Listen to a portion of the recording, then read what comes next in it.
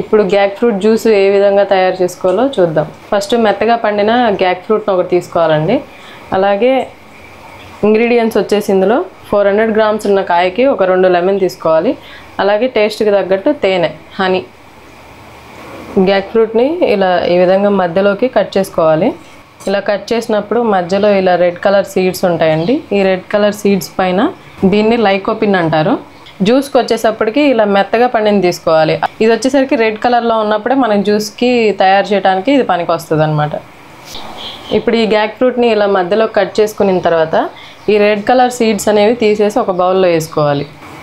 మొత్తం ఇలా క్లీన్గా స్పూన్తో తీసేసుకోవాలి. తర్వాత ఈ లోపల ఉన్న పల్ప్ కూడా ఐస్ క్రీమ్ గుజ్జులాగా ఇలా మొత్తం ఇట్లా అంటే వచ్చేస్తుంది మీకు. దీన్ని ఒక మిక్సీ జార్లో వేసుకోవాలి.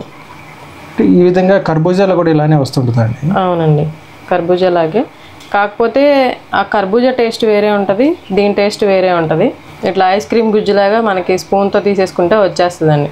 ఈ విధంగా గుజ్జుని మొత్తం తీసి మిక్సీ బౌల్లో వేసేసుకోవాలి. తర్వాత దీంట్లో హనీ యాడ్ చేయాలండి. అంటే పంచదారకి బదులుగా హనీ వాడుతున్నాం. కట్ చేసి పెట్టుకున్న 2 లెమన్ వేసుకోవాలి. ఇప్పుడు ఈ రెడ్ కలర్ది ఏం చేయాలి అని డౌట్ ఉంటుంది చాలామందికి. దీంట్లో కొంచెం వాటర్ యాడ్ చేసుకొని చింతపండు గుజ్జుని మనం ఏ విధంగా అయితే గింజల నుంచి సపరేట్ చేసుకుంటామో అలాగే ఈ రెడ్ కలర్ది గింజల నుంచి సపరేట్ చేసుకోవాలి. ఇట్లా సపరేట్ చేసుకోవాలి. ఇప్పుడు గ్యాక్ ఫ్రూట్ ఈ రెడ్ కలర్ పల్ప్ ఏదైతే ఉందో దాని నుంచి సీడ్ సపరేట్ చేసుకున్నాం. ముందు మనం గ్యాక్ ఫ్రూట్ గుజ్జు ఏ విధంగా అయితే తీసామో దాన్ని ఇప్పుడు జ్యూస్ తయారు చేయడానికి యూస్ చేస్తాను దీన్ని. ఈ విధంగా మీ టేస్ట్కి తగ్గట్టు దీన్ని అడ్జస్ట్ చేసుకోవాలి. తర్వాత సర్వింగ్ బౌల్లోకి తీసుకుందాం.